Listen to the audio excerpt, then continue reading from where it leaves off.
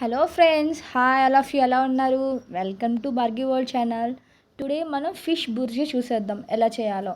So చాలా easy and simple కూడా. నేను ఒక 4 ఫిషెస్ తీసుకొని దాన్ని ఇడ్లీ కుక్కర్లో స్టీమ్ చేశాను. స్టీమ్ అయిన తర్వాత దాన్ని చెక్ చేసి మనం తీసుకొని దానికి ముళ్ళులు లేకుండా ప్లేట్లో తీసేసుకొని, ముళ్ళులు లేకుండా నేను ఆ వీడియోలో చూపించిన విధంగా చూసేసి మొత్తం తీసేసేయాలి.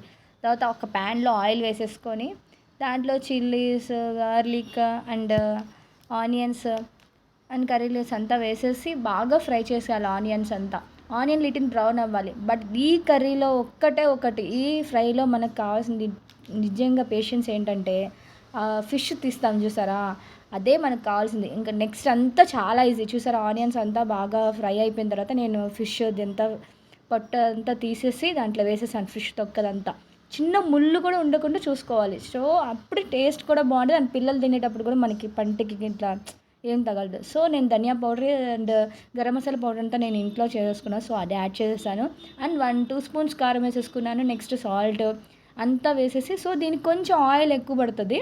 బట్ ఫస్ట్ మీ క్వాంటిటీ ఎంత ఉందో చూసుకొని వేయండి. బికాస్ మనం ఇప్పుడు చూసారా, ఆయిల్ వేసిన తర్వాత ఇప్పుడు ఇలా వేసిన తర్వాత మొత్తం పీల్చేసుకుంటుంది. సో ఇంకింతే, జస్ట్ అదొక్కటే మనకి పేషెన్స్ లెవెల్ అండ్ నెక్స్ట్ అంతా అయిపోతుంది. సో జస్ట్ 2 మినిట్స్ అంతే. ఇంకా 5 మినిట్స్ క్యాప్ పెట్టేసి కొత్తిమీర అంతా వేసేసి 5 మినిట్స్ క్యాప్ పెట్టేసి వదిలేయండి. తర్వాత నెక్స్ట్ చూడండి, ప్రిపేర్ అయిపోయింది ఫిష్ బుర్జీ. సో చాలా టేస్ట్గా ఉంది, చాలా బాగుంది. మీరు కూడా ఒకసారి ట్రై చేయండి, కామెంట్ చేయండి, సబ్స్క్రైబ్ చేయండి అండ్ షేర్ కూడా చేయండి. ఎప్పుడు ఫిష్ పుల్సేనా, సో ఇలా బుర్జీ కూడా ట్రై చేయండి అండ్ సబ్స్క్రైబ్ చేయండి. Thank you for watching.